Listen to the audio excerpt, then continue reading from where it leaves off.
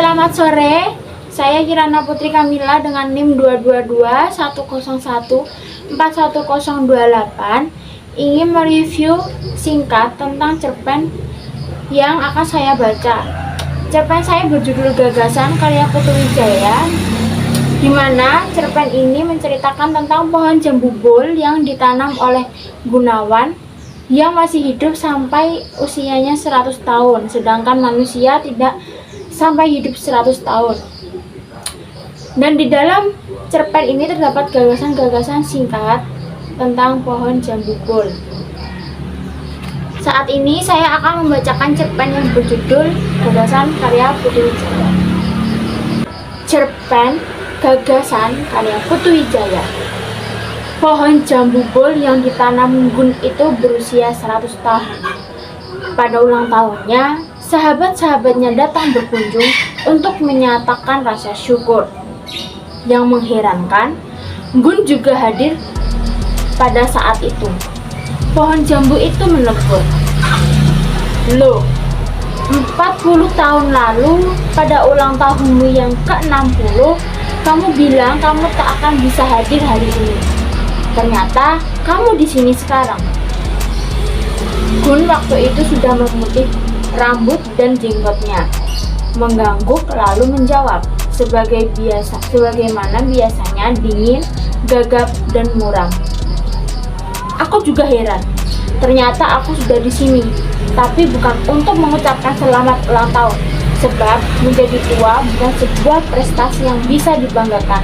Karena kalau orang terus saja menunggu, dia juga akan menjadi tua dengan sendirinya."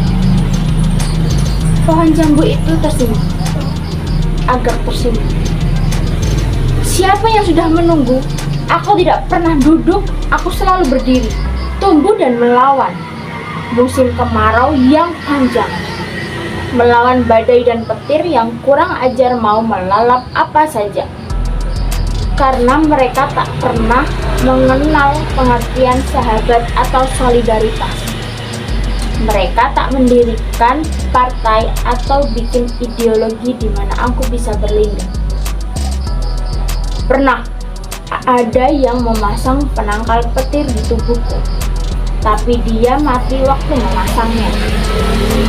Aku tidak mudah mencapai usia 1 abad yang relatif singkat.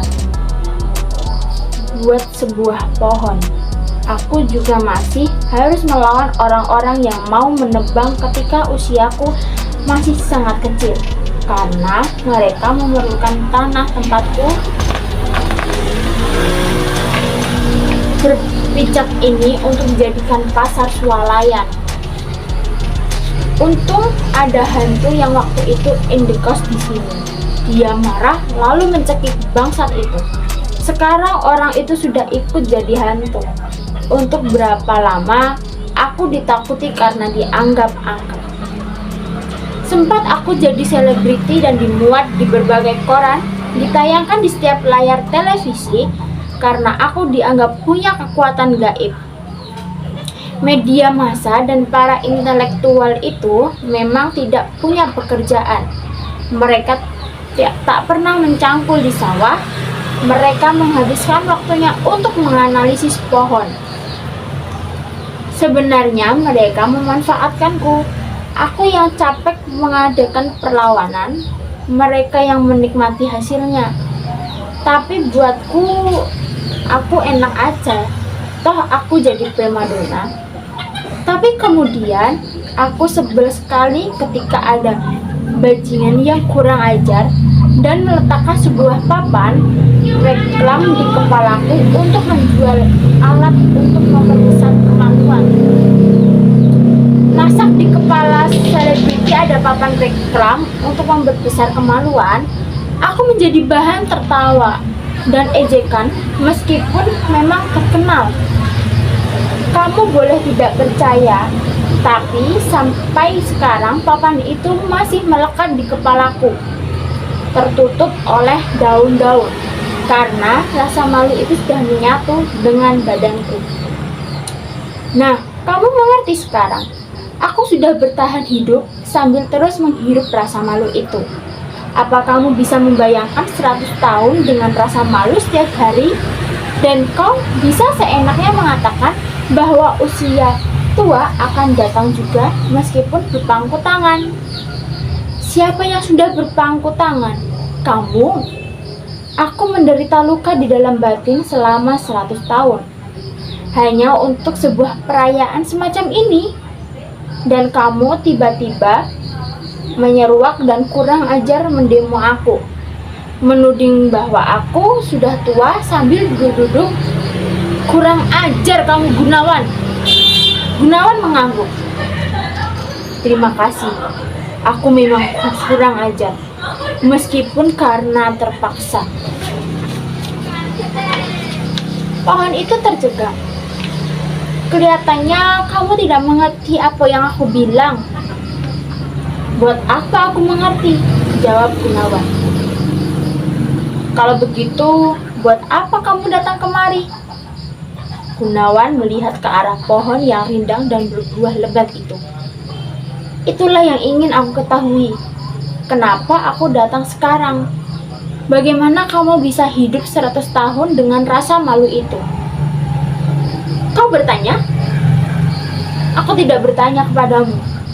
Aku bertanya kepada diriku sendiri. Aku bisa membantu menjawab supaya kamu tidak susah atau usah pulang dengan terheran-heran. Tapi aku tidak perlu jawabanmu. Aku perlu jawabanku sendiri. Pohon jambul bol itu penasaran. Sombong betul kamu. Baik, kalau begitu sekarang aku yang tanya. Apa jawabanmu? Gunawan terdiam. Kenapa kamu diam? Atau kamu belum ketemu jawabannya? Tadi belum. Sekarang setelah kamu menuduhku tidak tahu apa jawabannya, aku sudah ketemu. Mungkin sudah ketemu.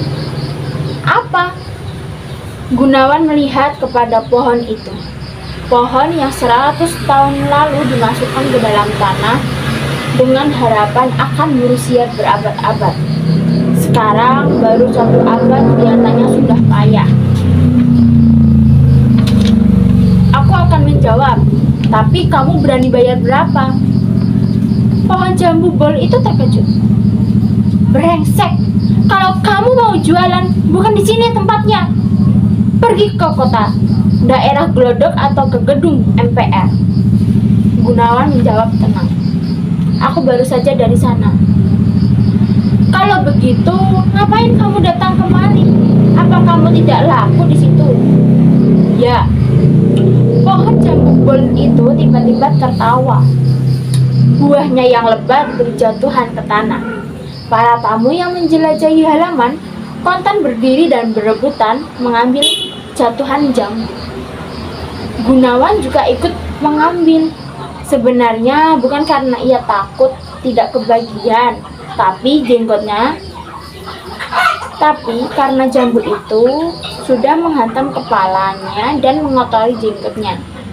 Ia mengendus jambu itu, lalu membelahnya. Nampak seekor ulat menggeliat liar di dalam jambu itu. Gunawan mengacungkan jambu itu ke arah pohon. Setiap buah yang kamu hasilkan menjadi jambu yang dibawa oleh Pertapa yang sudah dihina oleh Parikesit yang menyamar masuk istana sebagai pendeta. Di dalam setiap buah yang kamu produksi ini ada naga taksaka yang akan membunuh generasi penerus mendawa. Pohon jambu bol itu berhenti tertawa. Aku tidak mengerti mitologi India. Aku tidak membaca Mahabharata. Itu salah kamu. Kamu pikir usia panjang saja sudah cukup? Iya dong. Buat sebuah pohon, usia panjang sudah cukup. Dengan usia panjang, tubuhku akan semakin kuat, akar-akarku akan menjadi menancap, cabang-cabang dan daunku akan semakin lebat. Apa yang lebih baik dari usia panjang? Pengalaman banyak. Dengan usia panjang, aku melihat, mendengar, dan mengalami lebih banyak. Aku bukan manusia. Aku tidak harus berkarya seperti kamu. Satu-satunya tugasku adalah bikin anak, menyebarkan keturunan, dan mempertahankan kekuasaan. Dan itu sudah kulakukan dengan catatan hebat sebagai penghancur konsep keluarga berencana yang sudah jadi ideologi dan status sosial itu. Gunawan nampak bersiap-siap hendak pergi. Hei, mau kemana kamu? Aku mau pulang, sebab tempatku bukan di sini. Aku punya anak dan istri. Aku juga punya cita-cita lebih daripada itu. Aku sudah mati. Manusia tidak ada gunanya hidup sampai 100 tahun. Pablo Picasso mati dalam usia 90 tahun. Jadi kamu sudah mati? Gagasan-gagasanku tidak pernah mati. Maksudmu aku? Gunawan memandang pohon itu. Kau bukan gagasan. Sialan, kamu pikir aku ini apa? Kamu pohon jambu bol yang berusia 100 tahun, mungkin akan bisa sampai 200 tahun. Kalau kamu hati-hati dan bernasib baik atau setidaknya lupakan takdir. Tapi hampir pasti akan ada saja yang mengakhiri hidup kamu, sebab kamu sudah menjadi terlalu besar. Kebesaran sulit dihindarkan dari banyak dosa. Tadi aku pohon yang sudah ditanam oleh kamu sendiri, Gun. Persis, jadi jelas kamu hanya pohon, bukan gagasan. Mungkin sebentar lagi semua tamu-tamu yang datang ini akan mati karena dipatuk oleh naga taksaka. Kamu bohong. Aku tidak bohong, tapi mungkin aku salah. Gunawan kemudian melangkah pergi. Hei penyair, tunggu. Gunawan menoleh. Aku bukan penyair. Sudah lama aku tidak menulis saja. Oke, siapapun kamu, budayawan, politikus, pemikir, reformis, pejuang hak asasi muda, pelopor, demokrasi, cia, nabi, atau manusia hipokrit, kamu tidak berhak pergi begitu saja setelah bikin catatan pinggir. Kamu harus ingat aku telah mati. Tidak ada manusia yang biasa hidup produktif lewat usia 90. Aku bukan pohon seperti kamu. Itu dia. Karena kamu bukan pohon, kamu bisa hidup meskipun sudah mati. Sekarang aku tahu, itu sebabnya kamu bisa datang kemari. Kamu ternyata bukan manusia. Gunawan tak menjawab. Seperti John Guidel, dia mengulang pernyataan pohon itu. Jadi aku bukan manusia? Bukan. Lalu apa? Sebuah gagasan. Itu dia cerpen singkat dari Putu Wijaya. Terima kasih.